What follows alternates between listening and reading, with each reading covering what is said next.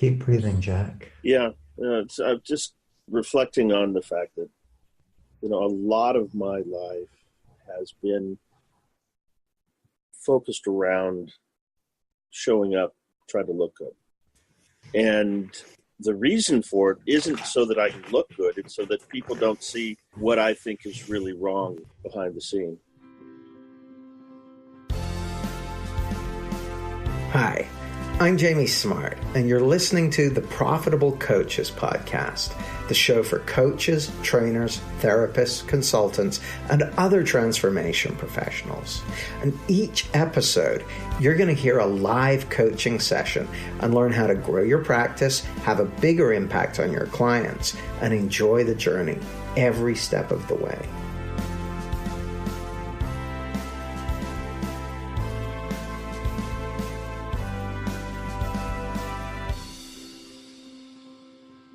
And today I'm going to be coaching Jack Austin. And Jack is a purpose-driven business consultant who works with businesses who want to transform so that the people in the business can increase their results and increase the time doing the things that matter to them. So welcome, Jack. Thank you, Jamie. Welcome. And well, great to see you too. And you're over there in the San Fernando Valley, just north of LA. So I can see the ceiling fan. It's been toasty. Yeah, I'm in the West Midlands in the UK, so I have no need of a ceiling fan. And we've got some time together now. And so in this session, I'm going to just do my best to make a difference to you, have an impact on you, help you make whatever changes you want to make. So what would be a great outcome for this session? What would you love to have happen? What would be wonderful? Well, when I get going, people don't think of me as introverted, but oftentimes the way that I show up in the world is more introverted, more shy, and that gets in the way of growing business. So it's not an issue of lack of confidence, and most recently having come out of Glasswing, my impact is off the charts. The influence that people are experiencing and what's happening for them are far beyond my imagination for what I could have thought using techniques and things from an NLP in the past. At the same time, there seems to be a lack of comfort when it comes to connecting. So, sort of my wish list would be to be able to make that connection more smoothly in social context so that I can find ways to help people, because it's really what I do. I mean, whether I'm engaged in a contract or whether I'm, connecting, I like to be of value. I like to help people find what it is they're looking for. Well, no, so help me understand, Jack, because what I heard you say, I heard a whole bunch of things, but in no particular order. One of the things I heard you say is sometimes I feel a little shy. Well, me too. Sometimes I feel a little shy. Mm-hmm. Sometimes I feel a little uncomfortable in social contexts.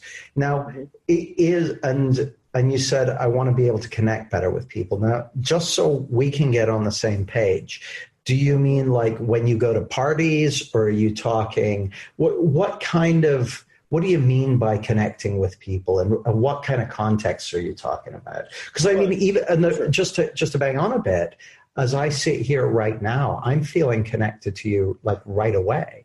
You strike me as very easy to connect with. So I'm like, just in terms of a comfortable feeling. Now you and me know each other, and maybe that's why, but what do you mean by? When it comes to a social context, I mean, it's degrees of discomfort. So for me, it's probably going into my head and having too much thinking going on, when it comes to going to a party, for example. That just not my thing, really, typically. And no longer drinking is an advantage in that I don't have any of the negative elements from drinking.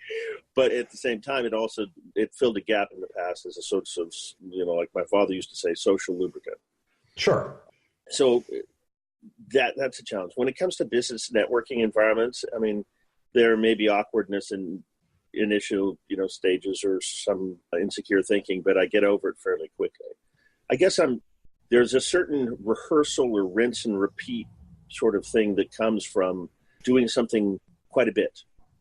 And what I find is that when I'm very comfortable doing something, it goes more easily. It goes more smoothly.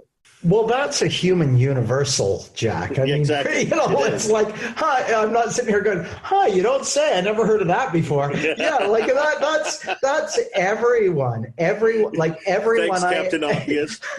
Well, no, but I mean, I'm telling you that not to, I know. No, I know. But the reason I'm telling you that is because, you and me both, Jack. You, me, and the rest of humanity, like on all those points, that all of us kind of have an affinity for doing stuff where we feel good, put in a good performance, get great results, feel comfortable and enjoyable doing it. We have a certain affinity for that.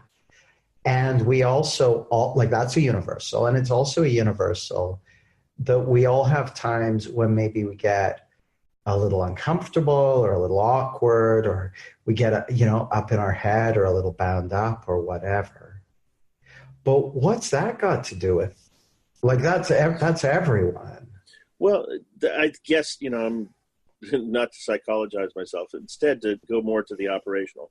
One of the things that I've noticed about you is that you've really gotten the mastery of feeling the discomfort and doing it anyway. You don't often, from what my experience, what I'm observing from the outside, what I see is that you stay in action 24/7. I mean, you're constantly on the move with various things, connecting with people from different, in different contexts, personal and business wise. And, if you're feeling insecure in the moment, you just move past it. You move through it. You just get it done anyway. Right? Well, I'd say I do, except when I don't. Like sometimes, see, here's the thing, Jack. There's a I don't know what you would call it, but a positive bias or something, which, like, by definition, because you and me, the only experience you've ever had of me is either on screen or listening to a recording or live streaming on a workshop or popping up on Facebook or da-da-da-da-da-da-da. So you only experience me when I'm in action, when I'm doing it, that sort of thing. Mm-hmm, mm-hmm. And so any time that I'm kind of like, I should be doing that, but I'm going to go and crawl into bed and have a snooze instead, or I should be doing that, but I'm feeling uncomfortable, so I'm going to go and eat a donut or whatever. I probably should put that on Facebook Live or something, but it doesn't necessarily occur to me to. But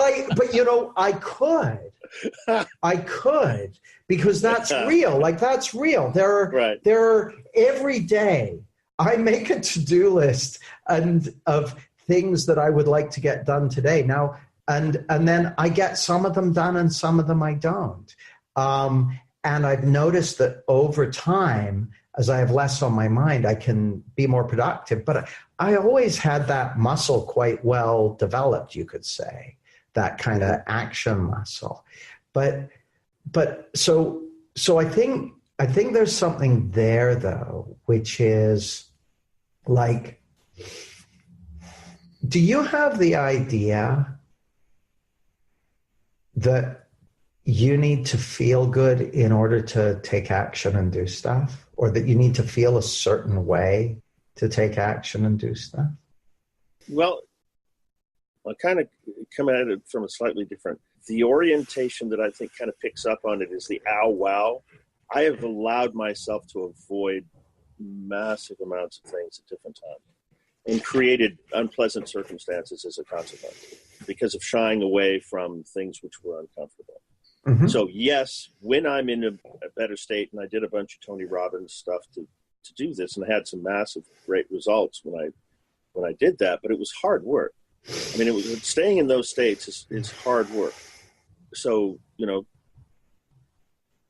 be able to come from a grounded, normal sort of state and still produce those results by showing up and making a difference. Yeah, that's kind of, my dream come true, rather than having to get all pumped up and do 50 spins and chants and punches in the ceiling and all that. Well, now I want to share something with you that you may not know, which is, if you want to be able to come across well in all kinds of different situations, and just show up and be an ordinary human being and connect with people and that sort of thing, then you got to be willing to show up badly as well. What I mean by that is, so I give you a for instance, Jack. I used to be terrified of public speaking. Okay, really, really scared of it. And I tried all kinds of techniques and approaches and things to get better at it. And nothing worked. The only thing that worked was going and speaking to groups of people while feeling terrified. That worked. And slowly I got better at it, and I got okay with it. And so as a result, today, I still sometimes, if I walk on a big stage or if I've got something to do or whatever, I may still get those same feelings like, oh, I'm uncomfortable or that sort of thing. I don't really care too much. Like sometimes I do. Sometimes I do. I'll tell you a story. I was out in LA, actually. I'd gone out to speak to an event. So I was speaking at this one of those kind of $10,000 mastermind groups for the weekend kind of thing. So a bunch of guys, like 70 entrepreneurs, had flown in from around the US to go to this mastermind group on creating viral videos. So it was with the guys from Dollar Beard Club, who are very good at that stuff. And so they invited me to speak there because Clarity had a big impact on Chris and the guy who runs the company, and he shared it with his team and everything like that. So I go there, and I was there for the first day, and they had amazing speakers, and I met all these incredible entrepreneurs with incredible businesses and all that stuff. And I was due to be speaking first thing the next morning. So I get up like 2 hours before I was due on stage, and I wake up, and I'm like super scared. I'm like, oh God, what am I doing? I've flown all this way. I haven't got anything to tell these guys that they're going to be interested in or that's going to be useful. Oh God, what an idiot I am. Oh my God, it's going to be terrible. Oh geez, I better start writing it all out. And, so I was like in a real state, like I was properly bothered. Like I genuinely cared about it. It's not like I knew it was just thought. I didn't know that. I was properly bothered for like a half an hour. I'm like fit to be tied, thinking I need to do something about this. When all of a sudden it occurs to me, where do you believe your experience is coming from? And I'm like, so I literally I fell out of it like that. I'm like, oh my God, I thought I was feeling the talk. No, I'm just feeling thought in the moment. So I fell out of it. And then all of a sudden that I ended up using that experience in my talk. I told them about it. And in telling them about it and being real with them, just saying, yeah, I was all scared and blah, blah, blah, blah, blah, I got connection with them. Now, I didn't tell the story to get connection with them. It just made sense to tell it. It's what came out. And so it's kind of like, Jack, I was going to say, like, if you want to be comfortable just showing up and being a person, connecting with people and that sort of thing, then there's a way in which you kind of got to be willing to show up uncomfortable as well. Keep breathing, Jack. Yeah, I'm just reflecting on the fact that, a lot of my life has been focused around showing up, trying to look good. And the reason for it isn't so that I can look good. It's so that people don't see what I think is really wrong behind the scene. Bum, bum, bum. Exactly. I get it. Right? I get it. And there was a lot of shame, associated with that experience. And so I tended to compartmentalize, so when I was in corporate restaurants, I did the things that made a difference with connecting to the community and getting business people in and having them, bring referrals and, grow the business. No doubt about it. But I didn't do the thing where they actually got to know who I was as a person. Yeah. Now, what would happen if see, here's the thing, Jack. I think you've got a case of mistaken identity. I'm pretty sure that's the case. I started to see some pictures last year around my birthday of who I actually was, and it was so massive it was like not. It didn't even fit in didn't fit in 10 rooms the size of this one. Let's put it that way. So here's what I'm seeing, Jack. See,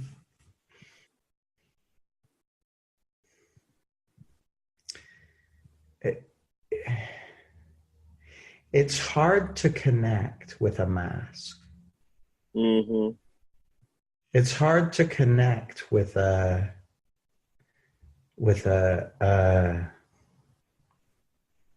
I can't connect with who someone's pretending to be. You can only connect with who they really are. Now, you can fake, like you can do all rapport techniques to give the impression of connection. But if you want to experience authentic connection with people, well, that comes through who you really are, kind of getting on the same wavelength as who they really are. Or my friend Chip Chipman, he calls it a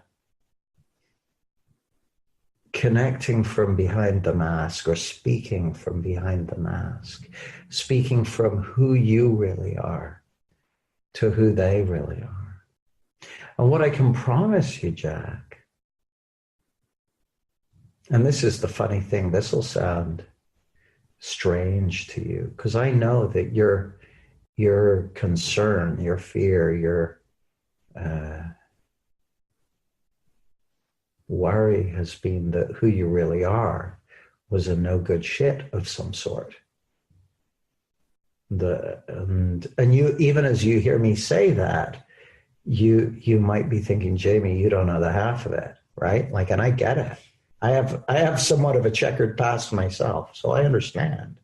But that's not who I'm talking about. I'm not talking about Jack's personality or Jack's self-image or Jack's personal history or Jack's track record or Jack's wardrobe or Jack's bank balance or Jack's PR profile or Jack's LinkedIn profile, for that matter. I'm not talking about any of that.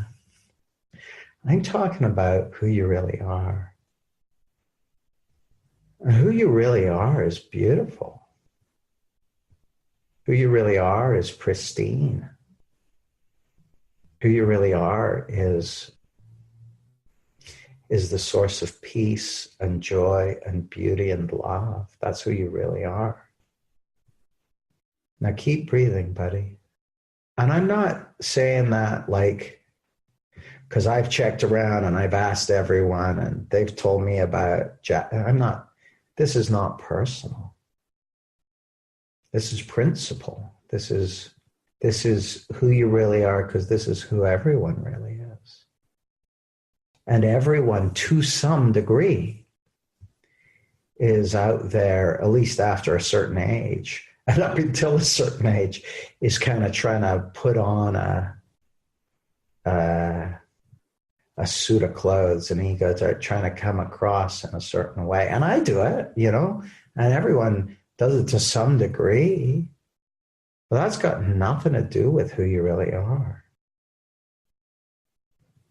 One of the things that I love about what you'll often say is, and it goes really smoothly until it doesn't, right? I mean, because that is the nature of the way things are. I guess I tend to hyper-focus on what isn't working at times. And then generalize based on that. Jack. Sure. Yeah. That's got nothing to do with what we're talking about right now. So here's the thing. What I'm talking about right now is who you really are. Mm-hmm.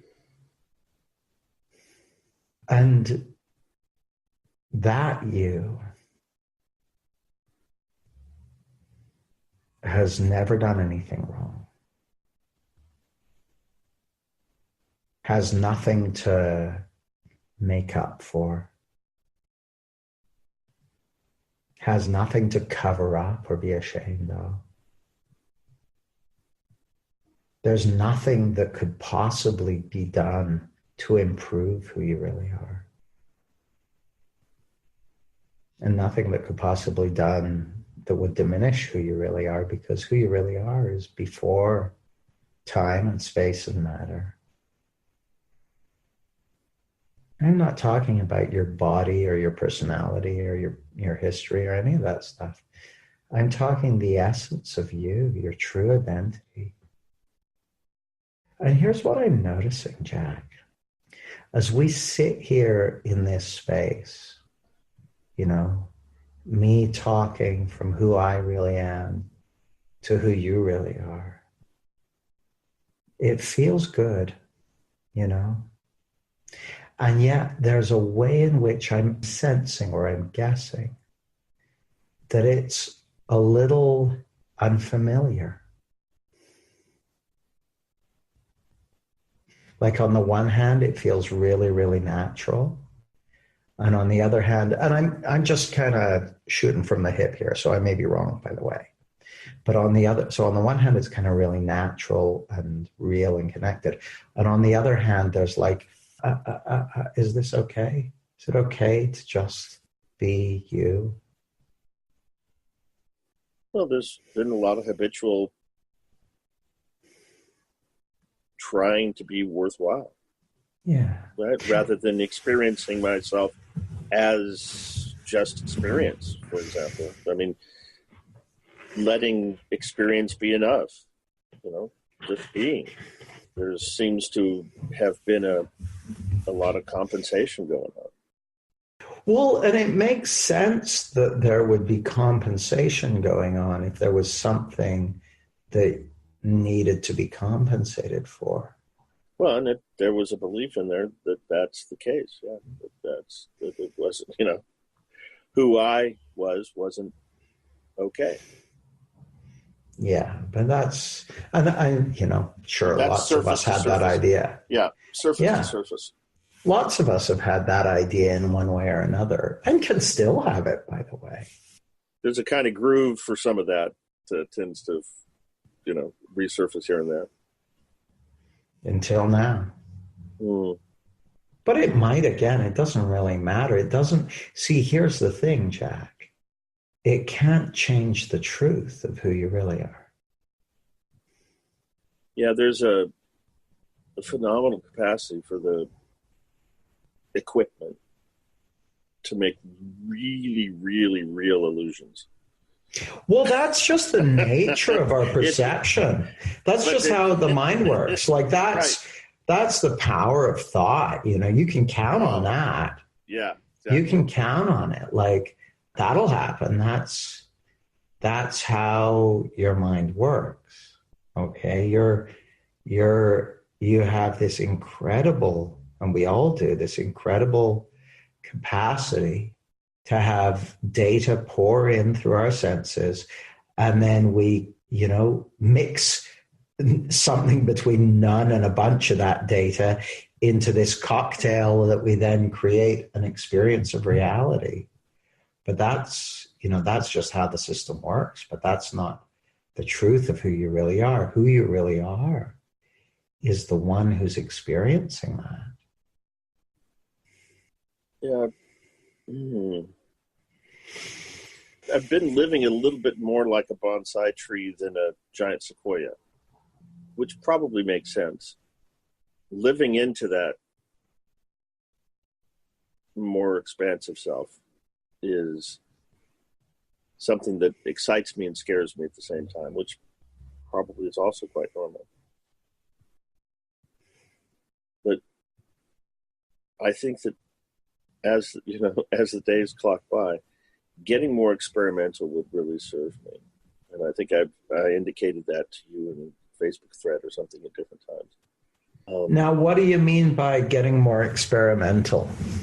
Well, trying more things. I mean, it's like right now I'm not really doing anything as far as... Well, trying more things like what? Community, Like what? Well, trying more things like what? Specifically, community building on Facebook, I think, is something that would test me as far as comfort level, but also imagination and connection. I don't know whether, quote, it would work or not work, whatever that criteria would be, but it certainly has for others. So it's certainly capable of potentially working. Well, and isn't that the nature of experiments, Jack? That you Yeah, and don't know whether it'll work or not. That's why you do an experiment. See what happens.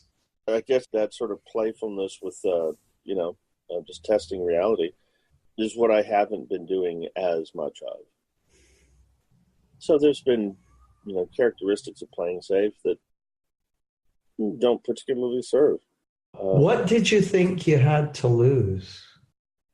I think it's more like kind of like being found out is the sense that I've gotten, it's the imposter syndrome sort of thing because of the idea that I had something I needed to be ashamed of.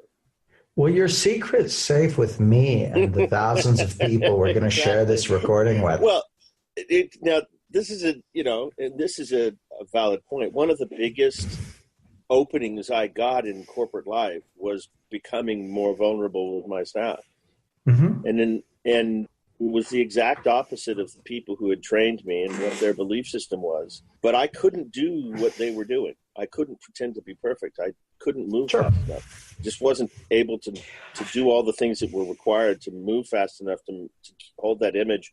And Jack, pretending to be perfect is very 1980s. We don't do that anymore. Exactly. And so when I sort of dispelled that belief and started getting much more real with my staff, they showed up. I mean, they accepted me and they listened to some of the things that, I was bringing on, and results just exploded. I mean, and they felt really good about themselves and the teams they were building. And, I just kind of ignited something and then was willing to show up and look how I was and to not pretend to be, perfection. And sounds good to me. So the results were powerful. And they were free. Oh, I get it.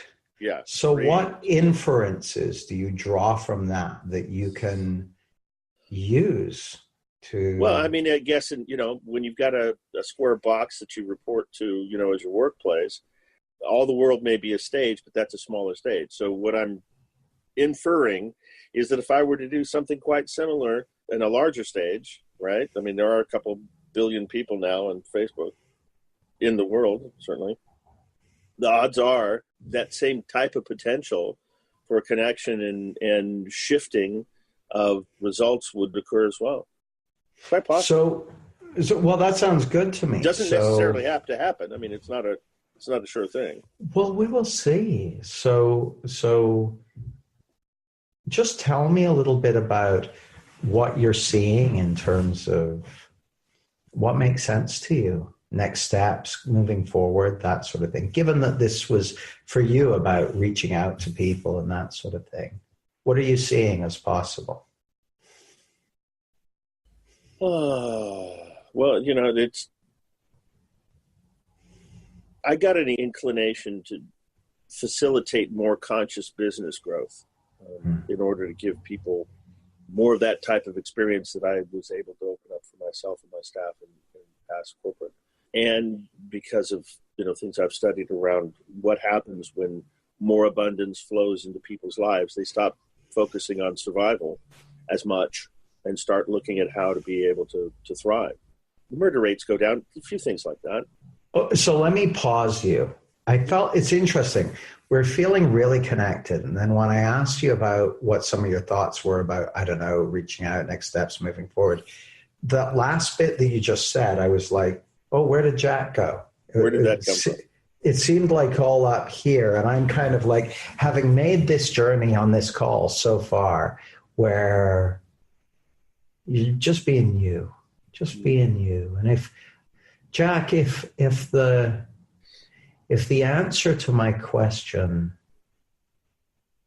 was, oh, geez, Jamie, I don't actually know, I'd rather hear that than, well, not saying it was, but I suddenly lost you. What I heard there was a sort of gentle reminder that I was going to a sort of sandcastles picture book sort of thing that I'd been building up and keeping, which now I realize that whole bunch of thought had been stopping me from taking the experimental action to find out what is possible. So Rather, through a discovery, rather than, making it all up in my head and then trying to go create some sort of, pay by numbers thing in the world. So what are you thinking what's a next step you could take? Starting just real conversations, just an opening conversation. Okay. Would be a good place to find out where people are or what it is that they're, what they're looking for. Like at least what they know what they're looking for.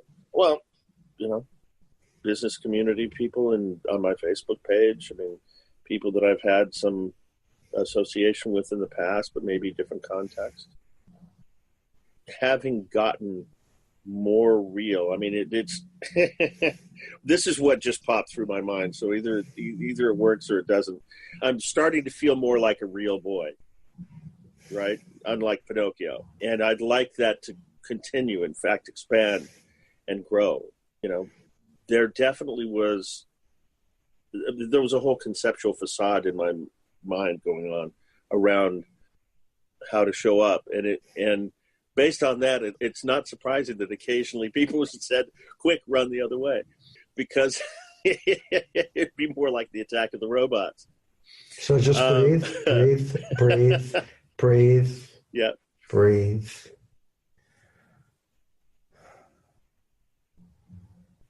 Just breathe.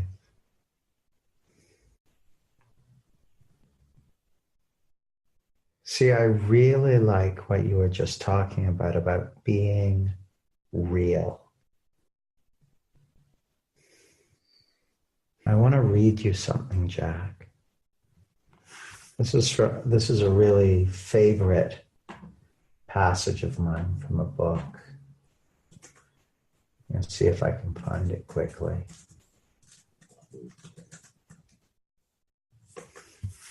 So this is just an excerpt from a book by Marjorie Williams Bianco, and it's called The Velveteen Rabbit. Have you ever heard of it? I've heard of the book, not of the author. Okay. So it's about toys in a nursery that come to life. And so this is a conversation between the Velveteen Rabbit and the Skin Horse. So these are two toys in this nursery. And the Velveteen Rabbit was asking the Skin Horse about what it means to become real. And so the Skin Horse says this. The Skin Horse says, so it goes like this, it goes, real isn't how you're made, said the Skin Horse. It's a thing that happens to you. When a child loves you for a long, long time, not just to play with, but really loves you, then you become real. Does it hurt? Asked the rabbit. Sometimes, said the Skin Horse, for he was always truthful. When you are real, you don't mind being hurt. Does it happen all at once, like being wound up, he asked, or bit by bit? It doesn't happen all at once, said the Skin Horse. You become. It takes a long time. That's why it doesn't happen often to people who break easily, or who have sharp edges, or who have to be carefully kept. Generally, by the time you are real, most of your hair has been loved off, and your eyes drop out, and you get loose in the joints and very shabby. But these things don't matter at all, because once you are real, you can't be ugly, except to people who don't understand. Keep breathing. Keep breathing. You've come a long way, Jack. And sometimes it takes courage to be who you really are. But you've got courage. You've got courage. So here's what I'd love you to do, Jack. You okay to take a couple hours off and just maybe go for a walk or just take it easy? Just let this kind of process through. Sometimes at the end of coaching session, I like to get a kind of a verbal report from someone, but I don't really feel like I'm very, like I want to have your verbal report at the moment. I'd rather give it a few days and then see what's showing up for you. I'll definitely pop into this. The point of the story where when you're really, really loved, most of your fur's been rubbed off. Yeah. There's a truth in that metaphor that touches me. Well, and that's to me, that's what connection is about touching someone, touching who they really are, touching the truth of who they really are.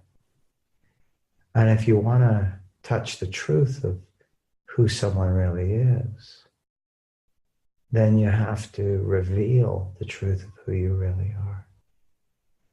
But you can do that, Jack. I mean, you've demonstrated that very readily here today. And I want to thank you for being so generous and sharing yourself with us.